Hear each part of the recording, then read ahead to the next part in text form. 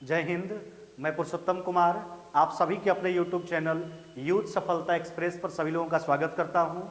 आइए आज के इस वीडियो में हम लोग मैथ रीजनिंग का सेट नंबर 9 है ना, अब सेट नंबर 9 पर विचार करेंगे है ना। अब देखिए इसमें क्वेश्चन नंबर पहला क्या कहता है, ध्यान दीजिएगा। कहता है यदि किसी वृत्त की परिधि और उसका व्यास है ना में 30 सेंटीमीटर का अंतर है तो उस वृत्त का त्रिज्या पूछा गया। देखिए वृत्त का परिधि और उसके व्यास में, अच्छा आप सोच के देखिए, वृत्त का जहां तक परिधि का सवाल है, वृत्त का परिधि होता क्या है 2πr, और जहां तक व्यास का सवाल है, व्यास इसका क्या हो जाएगा आपका 2r। अब दोनों के बीच का डिफरेंस आपको दे रखा, कितना दे रखा 30 सेंटीमीटर, नहीं वृत्त का परिधि और त्रिज्या के बीच में, व्यास के बीच में। अब यहां से देखिए आप 2r कॉमन कर लीजिए। अब 2r कॉमन कीजिएगा, यहां बचेगा आपके पास 2r, जैसे ही कॉमन कीजिएगा तो आपके पास यहां बच जाएगा पाई, और पाई का मान कितना 22 बटा कितना 7, और यहाँ तो कुछ नहीं सब कॉमन हो गया तो यहाँ कितना बच जाएगा आपका 1 है ना, बराबर में कितना हो गया आपका 30 है ना। चलिए आगे हल कर लेते हैं। अब देखिए इसको हल कीजिए तो ये हो जाएगा आपका 2r आपने कॉमन कर चुका है। अब देखिए तो 22 बटा 7 में अब 1 घटा हुआ है, 7 घटाइए तो 22 में से 7 गया है, कितना हो जाएगा आपका, यह हो जाएगा 15 बटा कितना हो जाएगा 7 है ना। अब बराबर में कितना हो गया आपका 30। देखिए 15 दूना कितना हो गया 30, काट के हटा लीजिए। आपसे r का मान पूछा गया था, r का मान कितना हो जाएगा 7 सेंटीमीटर, यही आपसे पूछा गया था है ना, कि उस वृत्त का त्रिज्या बताइए। अतः उस वृत्त का त्रिज्या कितना हो जाएगा 7 सेंटीमीटर। उसका परिधि है ना, परिधि और व्यास के बीच का डिफरेंस दिया था, हमने 2r कॉमन किया, यहाँ बचा पाई, पाई का मान 22 बटा 7, यहाँ बचा आपका 1 है ना, हल कर लिया गया। r का मान हो जाएगा आपका 7 सेंटीमीटर। ऑप्शन नंबर हो जाएगा आपका बी है ना, ऑप्शन नंबर क्या हो जाएगा आपका बी है ना। चलिए आइए अगला क्वेश्चन देखते हैं। कहता है हीरे का मूल्य जो है उसके भार के वर्ग के अनुक्रमानुपाती, कहने का मतलब हीरा का कीमत जो है उसके भार के वर्ग के अनुसार से परिवर्तित होता है। अब कहता है एक व्यक्ति गलती से यह हीरा 3 टुकड़ों में 3:5:7 के अनुपात में जो है कहता है टूट गया। अब देखिए एक व्यक्ति से गलती से हीरा टूट जाता है, आइए सोचिए जब हीरा टूट गया है ना, 3 भाग में टूटता है, और टूटता कैसे देखिए ना, यह टूटता 3:5 अनुपात कितना के अनुपात में 7 के अनुपात में। अब सोचिए तई तो टूट गया तो तीनों का वजन हो गया टूटने के बाद। अच्छा जब नहीं टूटा होगा तो सब मिला के 1 होगा इसका भार, तो 3 5 8 7 कितना 15, यह पहले बिना टूटे हुए। अब तो टूट गया तब इसका है ना, तो हम पहले वाला अगर ही मान लेते हैं टूटा हुआ का 1 का भार 3 मान लेते हैं, 1 का 5 1 का 7, तो पहले का वजन कितना हो जाएगा 15। तो पहले का कीमत 15 का स्क्वायर कितना 225 यूनिट हो गया है ना। देखिए कीमत जो है उसके भार के वर्ग के अनुसार परिवर्तित होता है ना। तो पहले का पूरा भार हो गया 15 है ना, तो उसका कीमत उस स्थिति के अनुसार से 225 यूनिट। अभी का कीमत अगर देखेंगे तो 3 का स्क्वायर कितना 9, भार के वर्ग के अनुसार, 5 का स्क्वायर कितना हो गया आपका 25, और फिर 7 का स्क्वायर कितना हो जाएगा आपका 49 है ना। अब देखिए इसको जोड़ लीजिए है ना, तो हो जाएगा आपका 25 और 9 कितना हो जाएगा आपका 34 है ना, यह कितना हो जाएगा आपका, यह हो जाएगा आपका 83 नहीं। अब देखिए तो पहले वाला जो कीमत था वह 225 यूनिट था, अभी जो कीमत है वह कितना है आपका 83। अच्छा तो कीमत में कमी देखिए ना, कमी कितना यूनिट का हुआ है, तो कमी आप देख लीजिए, कमी हो गया आपका 142 यूनिट का नहीं, तो कीमत कितना यूनिट घटा 142 यूनिट, तो कीमत घटा यही उसको हानि हुआ होगा, और टूटने के द्रव्यान उसको जो हानि हुआ है वह हानि कितना का हुआ 42,000 कितना का 600 का, और यूनिट के रूप में कितना है आपका 142 यूनिट के रूप में है ना, तो हानि हुआ 42,600 का, जो यूनिट के रूप में 142 है, 142 यूनिट बराबर 42,600। हीरे का वास्तविक कीमत पूछा, वास्तविक कीमत यहाँ 225 यूनिट है ना, तो 225 यूनिट के मान पर विचार कर लीजिए। चलिए इसको काटिए, 142 से कट जाएगा आपका 300 बार में, तो 225 गुना 300 है ना, तो हो जाएगा 675 पर डबल शून्य है ना, 675 पर डबल शून्य, यही हीरे का वास्तविक कीमत हो जाएगा। आपका उत्तर हो जाएगा ऑप्शन नंबर क्या हो जाएगा आपका सी है ना। देखिए फिर से ध्यान दीजिएगा, हीरा का जो है कीमत जो है उसके भार के वर्ग के अनुक्रमानुपाती है।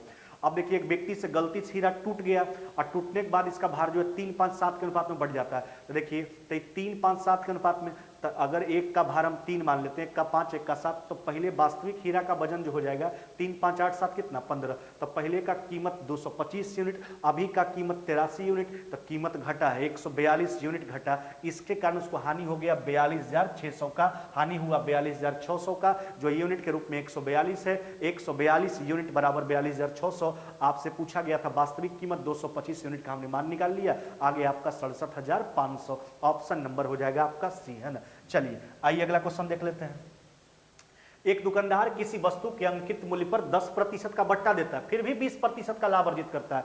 उसका अंकित मूल्य कितना है? 800। क्रय मूल्य पूछा। अब देखिए ना, तो ये देखिए अंकित मूल्य 800 है। अच्छा, दुकानदार अंकित मूल्य जो अंकित किया है, देखिए तो 10% का डिस्काउंट देता है, इस पे 20% का लाभ कमाता है। देखिए, तो कोई भी दुकानदार है ना 20% का लाभ कमा रहा है, तो इसका मतलब कीमत बढ़ा करके रखा हुआ है, तो क्रय मूल्य तो कम होगा, है ना। तो क्रय मूल्य कम होगा तो 100 बटा कितना हो गया आपका? 120। अब देखिए डिस्काउंट दे रहा है 10% का, तक कोई भी दुकानदार छूट जो है अपना घर से देता नहीं है। छूट देने के लिए कीमत वापस बढ़ा करके रखा होगा, तो 10% का डिस्काउंट का फ्रैक्शन कितना? 90 बटा 100। तो ये तो कीमत बढ़ा हुआ है, हमको क्रय मूल्य पर जाना है, कम करना है, तो 90 बटा कितना करेंगे? 100 से गुना कर लेंगे। चलिए हल कर लीजिए। 30 से 3 बार में कट जाएगा, 4 बार में काट लीजिए, 4 से कट जाएगा आपका 200 बार में, 200 गुना 3 कितना हो जाएगा आपका? 600 रुपया। यही आपसे पूछा गया था कि उस वस्तु का क्रय मूल्य बताइए। वस्तु का क्रय मूल्य कितना हो जाएगा आपका? 600। ऑप्शन नंबर क्या हो जाएगा आपका? डी। नहीं, लाभ भी कमा ले रहा था, डिस्काउंट भी दे रहा था, यानी दोनों केस के लिए कीमत बढ़ाया होगा, तो कॉस्ट प्राइस निकालने के लिए दोनों स्थिति का कीमत आपको घटाना पड़ेगा।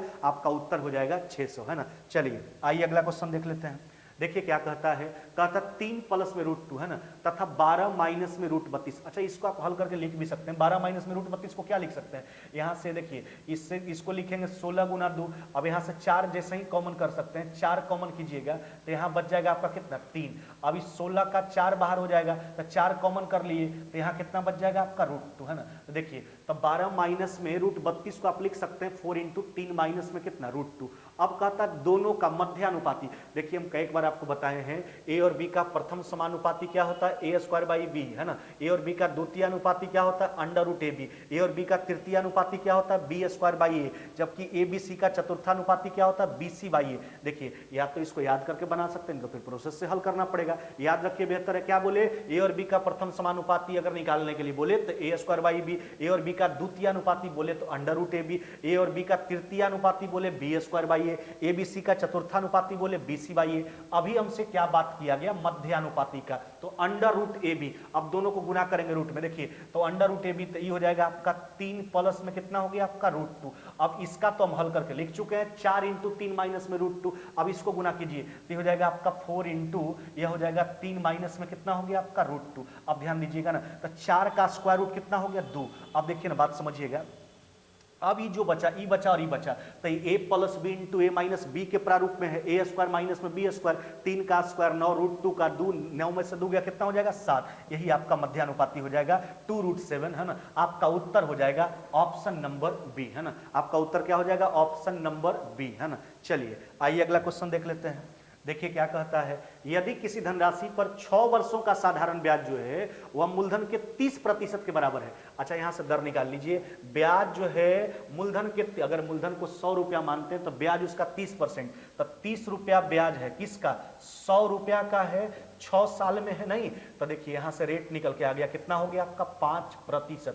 अगला कंडीशन को पढ़िए, तो वह धनराशि जो है कितने समय बाद मूलधन के बराबर हो जाएगा। यानी अब हमसे पूछा गया कि वह राशि जो है कितने समय बाद जो है मूलधन के बराबर हो जाएगा। अब समय पूछा गया, कहने का मतलब कितना समय बाद ऐसा स्थिति आएगा कि ब्याज मूलधन के बराबर। अगर आप मूलधन को 1 मानते 100 भी मान के चल सकते हैं। मूलधन 1 रुपया लेते हैं तो ब्याज भी 1 रुपया। 1 रुपया ब्याज है, 1 रुपया का कै % के हिसाब से? 5% के हिसाब से। आपसे समय पूछा गया था, समय कितना हो जाएगा आपका? 20 वर्ष, है ना। समय 20 वर्ष। आप पहले वाला प्रिंसिपल 100 रुपया भी लेके चल सकते थे, कोई दिक्कत नहीं। तो जितना रुपया प्रिंसिपल उतना रुपया ब्याज, तो उसको रखने से कोई फायदा नहीं था, इसलिए हमने 1 का प्रयोग कर दिया। आपका उत्तर क्या हो जाएगा? 20 वर्ष, है ना। 20 वर्ष उत्तर हो जाएगा, है ना। चलिए आइए अगला क्वेश्चन देख लेते हैं। कहता है पंप किसी टंकी को 2 घंटा में भर सकता। देखिए मान लेते हैं पंप को ए, है ना, अभी भरने वाला है, इसको 2 घंटा में भर सकता है। अब क्या कहता है, टंकी में पानी रिसने से। अब देखिए रिसने के लिए कहीं ना कहीं छिद्र होगा टंकी में, उस छिद्र का नामकरण हम कर देते हैं बी। देखिए तो छिद्र के साथ अगर ये पंप काम करता है तब इसको समय लग जाता है 2.1/3 यानी 7 बटा कितना 3 घंटा। देखिए पंप अकेले 2 घंटा में भर सकता था जरूर, लेकिन छिद्र के कारण, रिसाव के कारण समय लग गया 7/3 घंटा का। टंकी का पूरा कैपेसिटी एज्यूम कर लीजिए, लौसा निकालेंगे, ऊपर का लौसा 2 7 का लौसा कितना हो जाएगा 14, नीचे का मौसा 1 और 3 का मौसा हो जाएगा 1। तो टंकी का कैपेसिटी हमने ले लिया कितना 14 यूनिट। अब थोड़ा सोच के देखिए, तो 2 घंटा में 14 यूनिट भरता, 1 घंटा में कितना भरेगा 7। अब आगे देखिए, अब यहाँ देखिए दोनों मिलकर यानी पंप और रिसाव यानी छिद्र दोनों मिलकर 7/3 घंटा में भर पाता है। तो 7/3 घंटा में 14 यूनिट, 1 घंटा में कितना, 14/7/3 कितना हो जाएगा 6। अब देखिए हमसे क्या कहता है, टंकी रिसाव के कारण, कहने का मतलब छिद्र जो है ना, वह कितना देर में खाली कर देगा। टंकी खाली करना होगा तो 14 यूनिट खाली करना पड़ेगा। अब आप सोच के देखिए तो क्या करेंगे, पूरे टंकी का आयतन कैपेसिटी है ना, टंकी का आयतन बटा है ना छिद्र के द्वारा 1 घंटा में जितना काम होता है उससे भाग लगाएंगे। अब देखिए तब पंप 1 घंटा में 7 यूनिट भरता है, लेकिन अगर छिद्र के साथ काम करता है तो 6 यूनिट भर पाता है। इसका मतलब क्या हुआ, वो तो अपना 7 भरता ही होगा, इसका मतलब छिद्र जो है 1 खाली कर देता है, तब ना 7 में से 1 जाएगा 6 हो जाएगा। तो छिद्र के 1 घंटा का काम कितना, 1 यूनिट है ना, यानी छिद्र 1 घंटा में 1 यूनिट खाली करता है। यानी छिद्र जो है पूरे टंकी को यानी रिसाव जो है पूरे टंकी को खाली करने में समय कितना लगाएगा, 14 घंटा का लगाएगा। आपका उत्तर हो जाएगा ऑप्शन नंबर डी है ना। चलिए आइए अगला क्वेश्चन देख लेते हैं। कहता है कि रेलगाड़ी उसी दिशा में क्रमशः 3 किलोमीटर प्रति घंटा तथा 5 किलोमीटर प्रति घंटा की चाल से चलने वाले 2 व्यक्ति को क्रमशः 10 सेकंड और 11 सेकंड में पार कर जाता है। रेलगाड़ी का चाल पूछा। अब देखिए रेलगाड़ी व्यक्ति को पार करता है तो खुद की लंबाई को पार करेगा, तो दोनों स्थिति में व्यक्ति को ही पार करता है, तो दोनों स्थिति का जो दूरी होगा रेलगाड़ी का लंबाई होगा, इसलिए हम दूरी को बराबर करेंगे। देखिए रेलगाड़ी का स्पीड को हम आर ही मान लेते हैं, उसी दिशा में जिस दिशा में रेलगाड़ी है ना। देखिए तो एक व्यक्ति का स्पीड जो है वह 3 किलोमीटर प्रति घंटा है। देखिए तो रेलगाड़ी का स्पीड हमने आर मान लिया, इसको मीटर प्रति सेकंड में एक्सचेंज करिए। अब देखिए दूसरा व्यक्ति जो 5 किलोमीटर प्रति घंटा का स्पीड चल रहा है उसको जो है पहला व्यक्ति को पार करता है 10 सेकंड में है ना, तो हमने दूरी निकाल लिया। अब देखिए व्यक्ति को फिर पार करेगा, अगला व्यक्ति का स्पीड 5 किलोमीटर प्रति घंटा, मीटर प्रति सेकंड में एक्सचेंज कीजिए। दूसरा व्यक्ति कितना देर में पार करता है, 11 सेकंड में। तो दोनों स्थिति में व्यक्ति को ही पार करता है, इसलिए दूरी बराबर होगा, क्योंकि व्यक्ति को पार करने की स्थिति में रेलगाड़ी खुद की लंबाई को पार करता है, तो हमने दूरी को बराबर कर लिया। अब रेलगाड़ी का स्पीड हमने आर मान लिया था,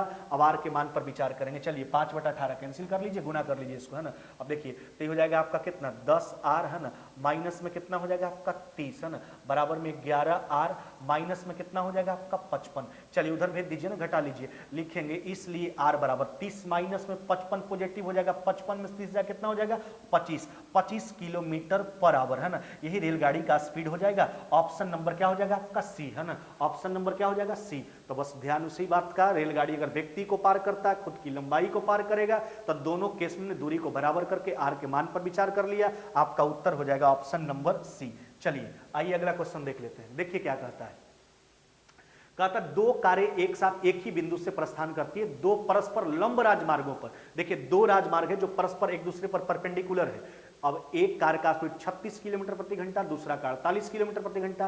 कहता 15 सेकंड के बाद उन कारों के बीच का दूरी। देखिए दोनों कार 15 सेकंड में कितना दूरी तय करता है, इस पर हम विचार करेंगे। देखिए एक कार का जो स्पीड था 36 किलोमीटर प्रति घंटा, मीटर प्रति सेकंड में एक्सचेंज कर लीजिए है ना।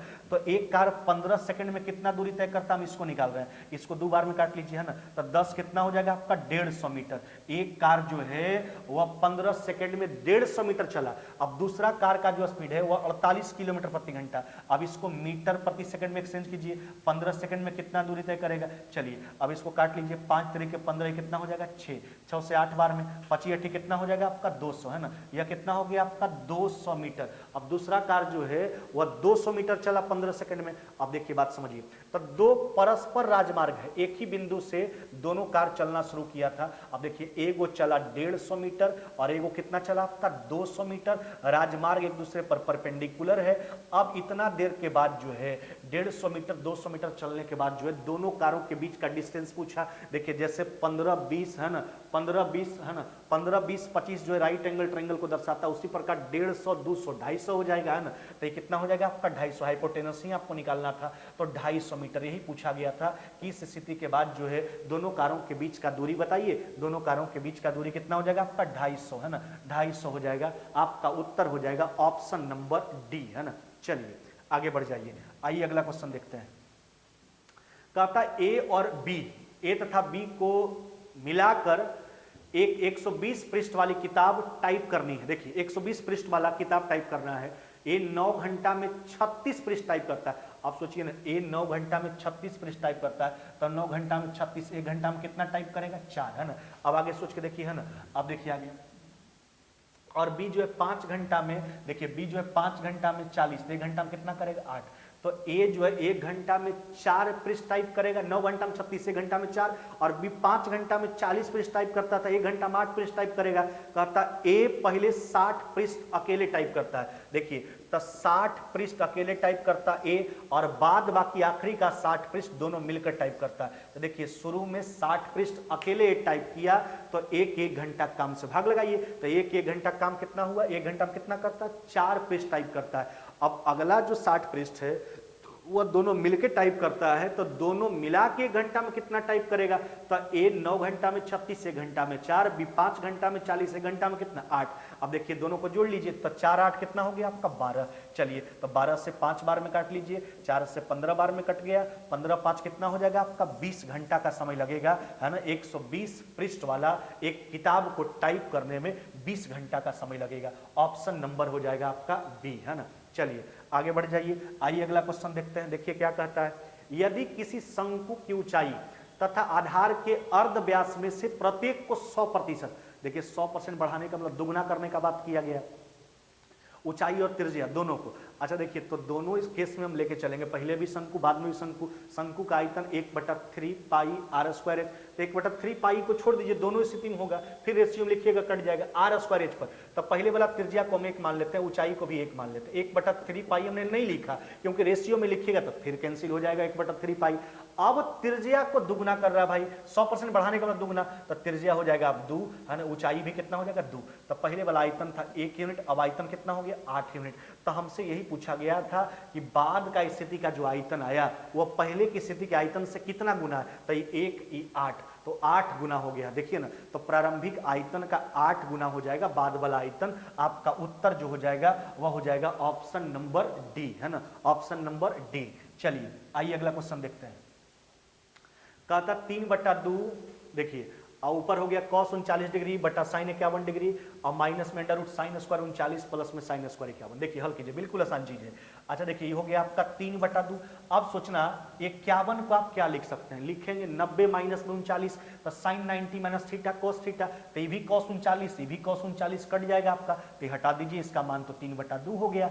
अब आगे थोड़ा सोच के देखिए, फिर 51 को आप क्या लिखोगे, 51 को लिखेंगे 90 माइनस में 39 नहीं, तो ये sin 90 minus theta cos theta, तो sin स्क्वायर 39, यही हो जाएगा आपका cos स्क्वायर 39। अब आप खुद सोच के देखिए, तो sin स्क्वायर थीटा प्लस में cos square theta constant value मान कितना हो जाएगा 1, तो ये हो जाएगा आपका अंडर रूट 1 का स्क्वायर रूट जो आएगा वह हो जाएगा प्लस माइनस 1, है ना। चलिए तब इसका 2 उत्तर आएगा। एक बार देखिए हम हल करते हैं 3/2, अब प्लस लेके चलिएगा तो माइनस है, तो माइनस में 1, है ना। तो एक बार जब इसको हल कीजिएगा 3/2 में 1 घटाइए तो ये कितना हो जाएगा आपका 1/2, एक उत्तर आ गया इसका 1/2। अब देखिए अब 3/2 है ना, -1 का यूज करिएगा तो माइनस माइनस प्लस 1 हो जाएगा, है ना। तो एक जो उत्तर हो जाएगा 3/2 में एक जोड़िए तो यह हो जाएगा आपका 5/2। तो दोनों उत्तर माननी होगा, 5/2 भी और 1/2 भी। अतः आपका उत्तर हो जाएगा ऑप्शन नंबर डी, 1/2 तथा 5/2 दोनों इसका उत्तर होगा, है ना। इस व्यंजक का आपका उत्तर हो जाएगा ऑप्शन नंबर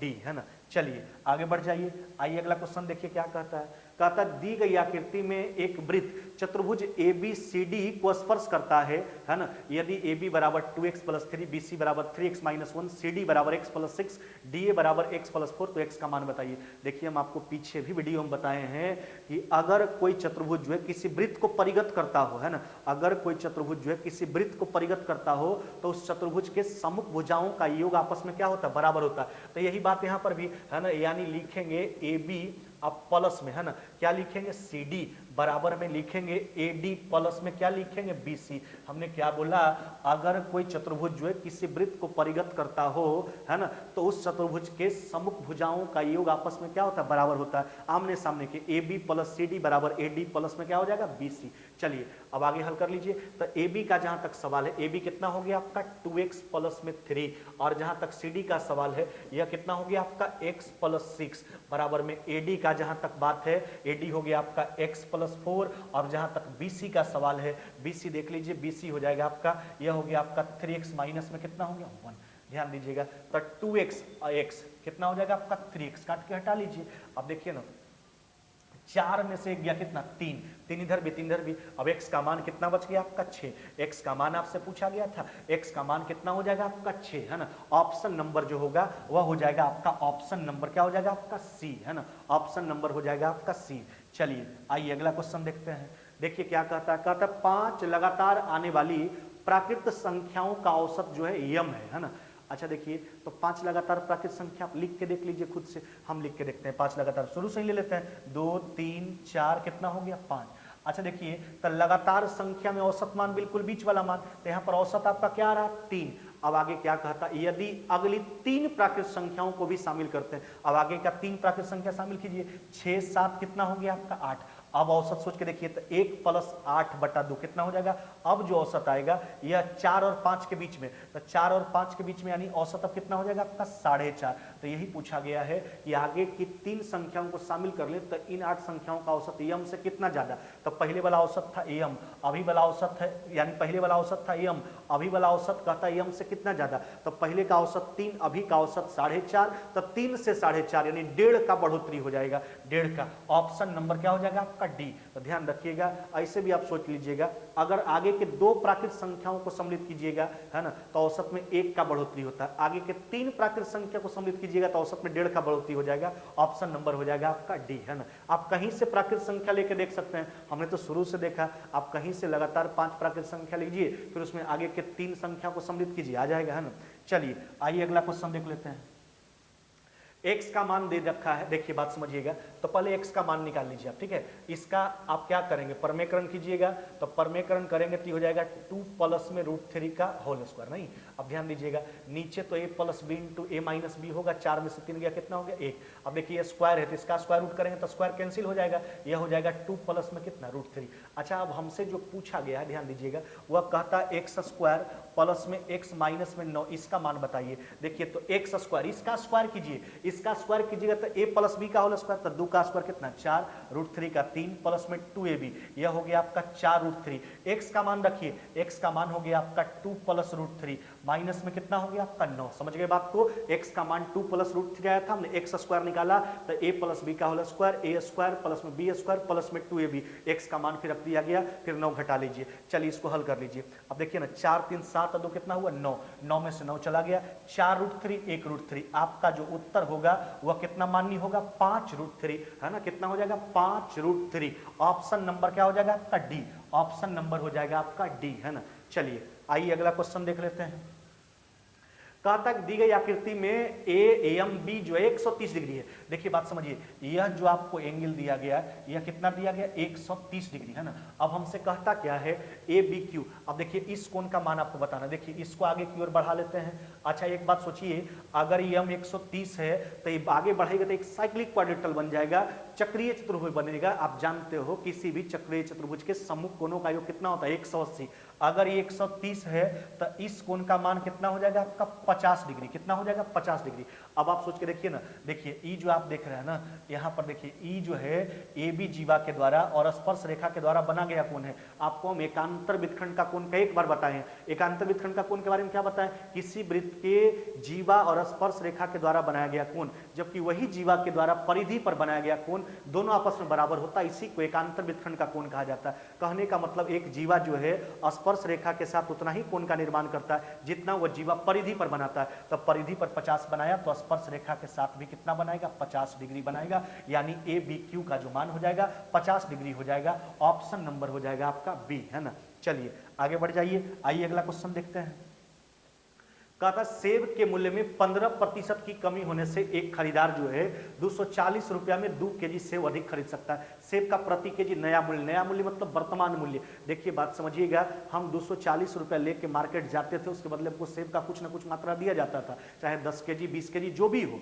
लेकिन एक दिन जब गए तो दुकानदार बोला कीमतवा घट गया 15%, इसके कारण आपको जितना सेब मिलता था उससे 2 केजी ज्यादा मिलेगा। अच्छा सोचिए, वर्तमान में हमको 2 केजी ज्यादा मिल रहा का है 240 15% के कारण, तो 240 का जो 15% है वर्तमान में समझिए 2 केजी का कीमत है, 1 केजी का निकालने के लिए 2 से भाग लगा दीजिए। चलिए इसको हल कर लेते हैं। देखिए 20 से काट लीजिए, 20 से कट जाएगा आपका कितना बार में 12 बार में। अब यहाँ से काट लीजिए 5 से 3 बार में, 5 से कट जाएगा 2 बार में, 2 से काट लीजिए 6 बार में, यानी कितना हो जाएगा 18 रुपये पर केजी, है ना। तो सेब का जो वर्तमान में कीमत है, नया जो कीमत है वो 18 रुपए प्रति केजी होगा, है ना। आपका उत्तर हो जाएगा ऑप्शन नंबर बी, है ना। चलिए आइए अगला क्वेश्चन देखते हैं। देखिए रीजनिंग का प्रश्न दिया गया है, अब आपको सीरीज कंटिन्यू करना है। यहाँ पर साइन ऑफ इंट्रोगेशन लगा, वहां पर क्या होगा, अब देखो ना, यह हो गया आपका P, यह हो गया R, T भी। अब सोचिए, तब P का स्थान 16, R का 18, T का 20, दो दो बढ़ाया, 20 2 22, 22 से 2 कितना हो जाएगा 24, 24 में स्थान किसका होगा आपका X का,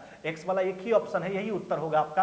आगे भी जांच के देख लीजिए, देखिए M का स्थान 13, P का 16, 16 3 19, 19 3 22, 22 3 25 होना चाहिए, 25 में अब की बार क्या होगा आपका 22, है ना। आगे सोचिए, अब देखिए A का स्थान 1, E का 5, 4 जोड़ा, 5 4 9, I 9 4 13, 13 4 17, 17 में स्थान किसका हो जाएगा Q का।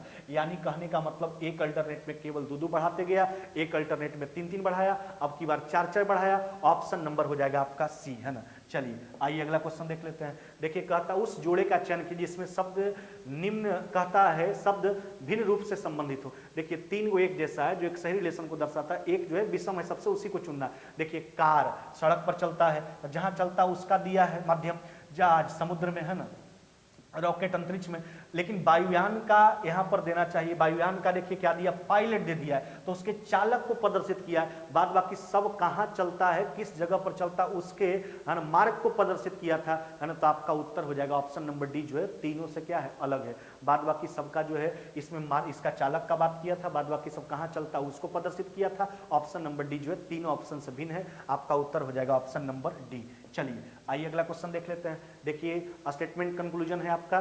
स्टेटमेंट देखिए पढ़िए क्या कहता है। अधिकांश लोग अपने बच्चों का नामाकरण निजी स्कूलों में करा रहे हैं, यानी प्राइवेट स्कूल में, क्योंकि वहां शिक्षा के मानक सार्वजनिक यानी सरकारी स्कूलों की तुलना में ज्यादा बेहतर है। अब देखिए बोल चुका है, कहता है लोग जो है बच्चों का नामाकरण निजी स्कूल में इसलिए करा रहा है क्योंकि वहां का शिक्षा जो व्यवस्था है उस सार्वजनिक स्कूलों की तुलना में बेहतर है। अब देखिए कंक्लूजन पढ़िए, तो कहता है सार्वजनिक स्कूलों की शिक्षा को अपने स्तर में सुधार हेतु गंभीर प्रयास करना चाहिए। बिल्कुल सही बात है, क्योंकि बच्चा को लोग जो है प्राइवेट स्कूल में इसलिए भेज रहा है क्योंकि वहां के शिक्षा व्यवस्था से, सरकारी स्कूल के शिक्षा व्यवस्था से प्राइवेट स्कूल का शिक्षा व्यवस्था बेहतर है, तो सुधार तो करना चाहिए। तो आपका 1 नंबर सही हो गया। आगे देखिए, कहता है सभी सार्वजनिक स्कूलों को तुरंत बंद कर दिया जाने। देखिए बंद करने का तो बात कहीं स्टेटमेंट में नहीं था, तो आपका दूसरा गलत हो जाएगा, केवल एक सही हो जाएगा। अब केवल एक अनुसरण करता है, आपका उत्तर जो होगा वह ऑप्शन नंबर क्या हो जाएगा आपका ए, है ना। चलिए आइए अगला क्वेश्चन देख लेते हैं। देखिए क्या कहता है, एक घड़ी समान गति से तेज हो रही है। देखिए घड़ी जो है तेज होना शुरू हो गया समान गति से, यदि वह सोमवार दोपहर 12 बजे 2 मिनट सुस्त थी तथा अगले सोमवार दोपहर 2 बजे 4 मिनट 48 सेकंड तेज थी, है ना, तो कहता है किस समय बिल्कुल सही हो जाएगी। अच्छा देखिए घड़ी जब सुस्त था, 2 मिनट का सुस्त था, अब धीरे धीरे तेज होना शुरू हो गया, तो जैसे ही 2 मिनट की मेंटेन करेगा, 2 मिनट तेज होगा, तो ऐसा ही घड़ी सही समय बता देगा। फिर सही समय बता के अगला सोमवार 2 बजे जो है 4 मिनट 48 सेकंड तेज हो जाता है। अब देखिए बात समझिएगा, तो हमको 2 मिनट कब तेज हो जाएगा हमको ही निकाल लेना है, वहां सही समय बता के, क्योंकि बीच में सही समय बता के ही आगे बढ़ पाएगा ये, है ना। अब देखिए बात समझिएगा, कितना घंटा का समय लगा इस परिवर्तन को होने में। तो सोमवार दोपहर 12 बजे से अगला सोमवार 12 बजे जाइए तो 7 दिन हो गया, तो 24 गुना 7 168 घंटा। लेकिन अगला सोमवार दोपहर 2 बजे का बात किया, तो 24 गुना 7 और 2 घंटा और जोड़िए, तो 168 और प्लस में 2 कितना 170 घंटा के बाद घड़ी कितना तेज होता है। देखिए तो 2 मिनट सुस्त था, तो पहले सुस्त था तो उसको तेज होगा वो। अब फिर जो है अगला 2 बजे जो है, अगला दोपहर सोमवार दोपहर 2 बजे 4 मिनट 48 सेकंड तेज हो जाता है, तो सोचिए कितना तेज हो गया पूरा। तो 2 मिनट पहले सुस्त था वो आगे बढ़ा होगा, फिर 4 मिनट 48 सेकंड, तो टोटल 6 मिनट 48 सेकंड। इस सेकंड को भी मिनट में कन्वर्ट कर लीजिए, तो इतना मिनट तेज होने में समय लगता 170 घंटा का। किस समय सही घड़ी जो है बिल्कुल सही समय बताएगा, तो जो 2 मिनट का स्लो था, 2 मिनट फास्ट होने में उसको कितना समय लगेगा ये निकालेंगे, तो 2 मिनट तेज होने में कितना समय लगेगा ये हम निकालेंगे। अब देखिए इसको हल कर लीजिए, तो हो जाएगा आपका 170, है ना। अब देखिए इसको काटिए, 12 से 4 बार में 5 बार में कट जाएगा, तो ये हो गया आपका 34, है ना, गुना 2 5 से गुना कर लीजिए। अब देखिए 34 हो जाएगा। अब देखिए 34 से कट गया आपका 5 बार में, 25 गुना कितना हो जाएगा 50 घंटा, यानी 2 मिनट फास्ट होने में 50 घंटा का समय लगेगा। और 2 मिनट जैसा ही फास्ट होगा तो सही समय बता देगा, तब 50 घंटा। और ये प्रक्रिया का शुरुआत हुआ था सोमवार दोपहर 2 बजे, सोमवार दोपहर 12 बजे। अब उसमें 50 घंटा जोड़िए, तो 2 दिन जोड़ेंगे तो 48 घंटा, तो सोमवार 12 बजे में 2 दिन जोड़िएगा तो बुधवार का दोपहर 12 बजेगा, तो 48 घंटा हो गया। 2 घंटा और जोड़िए, तो बुधवार दोपहर 12 बजे में 2 घंटा जोड़ेंगे तो बुधवार का दोपहर कितना बच जाएगा 2, यानी बुधवार दोपहर 2 बजे घड़ी जो है बिल्कुल सही समय बता देगा। आपका उत्तर हो जाएगा ऑप्शन नंबर बी, है ना। आज के वीडियो में बस इतना ही, मिलते हैं आगे नेक्स्ट वीडियो में।